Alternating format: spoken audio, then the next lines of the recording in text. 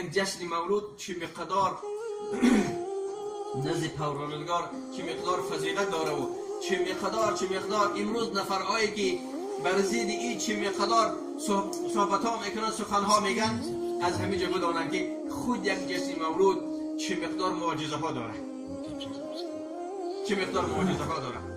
میگه سال 1953 در دولت لبنان جشن مولود شد. 12 ربیع الاول روز دوشنبه میگه جشن مولود قید کرده شد رسما دولتی.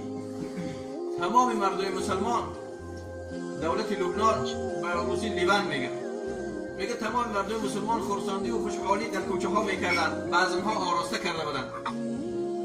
عادتا در بعض قبایل عرب هست و بعض قبایل ترک ها و کرد ها هستند. بعض قبایل در بلاد قوقاز هم هست که در همین بعضنهایی که بسیار او قیمت داشته باشه از خرسندی و شادی در آسمان تیراندازی میکنن. بعضی دولت های امروز پیشرفته که سالیوت ها میزنن در سال 90 در فلان شد. این مردم هم گرچنده که همین تیراندازی ها که از اسلام هم که نباشه، لیکن عادت و تقالید خود هم مردم های در بزمه هایی که بسیار او عظمت داره و بسیار او ارزش داره از خرسندی تیراندازی ها میکنن. میگه همین سال 1953 در لبنان هم که جشن مولود گرفته شد، مردم از خرسندی میگه همون عراقی خود برآورد، میگه بالا تیراندازی کردن. همین تیر زیادی که در آسمان پرونده شد، میگه از همین تیرها یکی تیر ناخرف میگه رفت یک دختره که 22 ساله نصرانی در رسید، میگه در دلش رسید.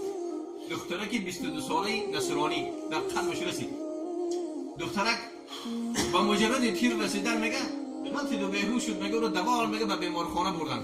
بیمارخانه نیست، میگه همه بیمارخانه نصرانی ها بود. لبنان خیلی نصرانی زیاد داره. میگه بردن دخترک. مادر دختر خبر دادن، میگه دختر در وقت سکرات بود، جان میداد. مادر رسید آمد، وقتی این حادثه را دید میگه هر چی قدر که توانست میگه مسلمانای همو اطراف میگه دشتاب بود. قلبش آرام نگرفت، آتش غضب میگه خاموش نشد. شریعت اسلام میگه دشنام کرد، آتش غضب میگه پس نشد، خاموش نشد. با اینم اکتفا نکرد، میگه رسول خدا را میگه دشنام کرد. هر چی قدری که میتونست بسیار میگه حقارت ها، بسیار دشنام های قبیح کرد. و در آخر گفت میگه ای محمد صلی الله علیه وسلم، تو دعوای پیغمبری کردی، 14 عصری که مردم پیروی تو هستن، دعوای پیغمبری کردی، 14 عصر شد که مردم تو فریب دادی، مردم معده‌شان خراب کردی.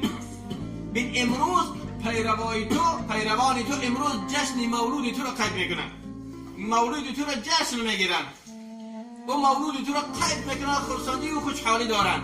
ببین که کثافتی، بدبختی تو و شریعت تو و این امت تو چی کار کرد؟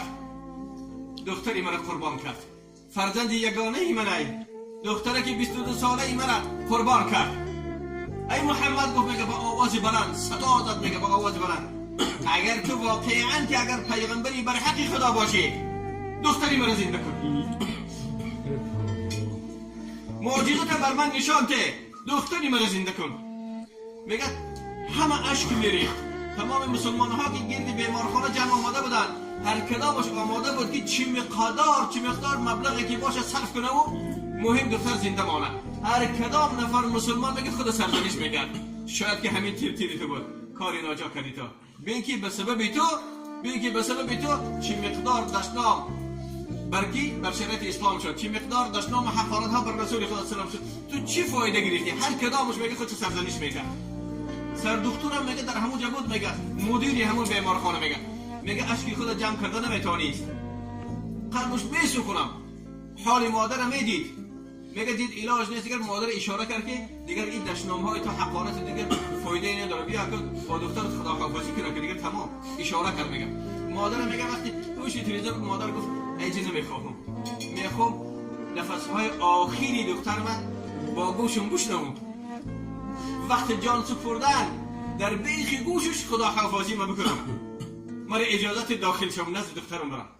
سر دکترم گفت خیلی دیگه آخه چاره نیست خلاص دکتر کن همین لحظه دیگه جانش میبره دیگه ولی چی من کنیم مرحبا گفت داخل شم میگه وقتی مادر داری همون حجره را کشاد داخل میشم گفتن دید میگه که دخترکی که در حالت سکرات بود میگه جواب میداد میگه دخترک بالای همون ما و شما کایکه میگیم یا کروات میگیم بالاش میگه همه که نشسته مادر دید میگه چشم مادر میگه اشاره کرد که برو از در برو مادر میگه حس نکرد میگه مادر حس نکرد دوان آمد گفت چی شد گفت دیگه دختر میگه صدا برو گفت ای مادر چی کاری کرده ای تو بود من تو رو نمیخواهم مادر من دیدار تو رو نمیخواهم مادر تو آمدی به سبب تو محمد پیغمبری مسلمان ها صلی الله علیه و از پیش من رفت یا الله اکبر من تو رو نمیخواهم پدرم نمیخواهم دینی تو رو نمیخواهم من دین محمد علیه السلام قبول کردم اشهد ان لا اله الا الله و اشهد ان محمد رسول الله ببین که وقتی که تو در بیرون محمدی پیغمبری مسلمان ها صلی الله علیه و تو دشنا میکردی حقارت میکردی اون نزد من بود آمد قلبی مرا مشق کرد پروردگار او زخم تیره از من چه گرفت و شفا بخشید بین که من به پای خود راست استادم من چگونه دیگر تو را قبول کنم نمانی تو مرا کمی دیگری لحظه دیگری برام فرصت ندادی که از دیدار محمد علیه السلام من سیر شوم از جمال و شست تماشای روی او من سیر شوم ای مادر این چی کاری کرده ای تو بود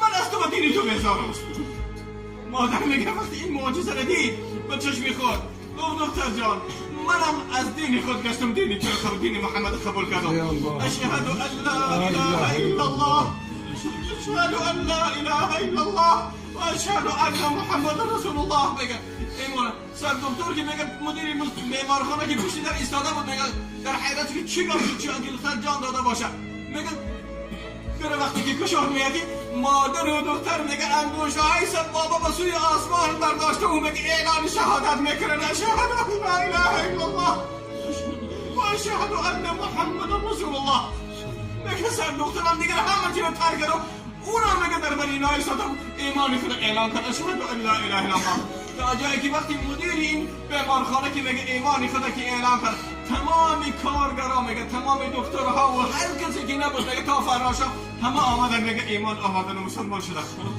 پدری دختر میگه خبر دادن دوگانه ها خیلی تباری دختر میگه خبر دادن همه آمدن میگه در همین بیمارخانه نزد همین دخترک میگه این معجزه رسول خدا سلام بعد از 14 عصر گذشتن میگه این معجزه رو به چشمی سری خود دیده میگه همه ایمان آمد و مسلمان شد این همه به چی بود؟ به سبب علمی جشن محمود بود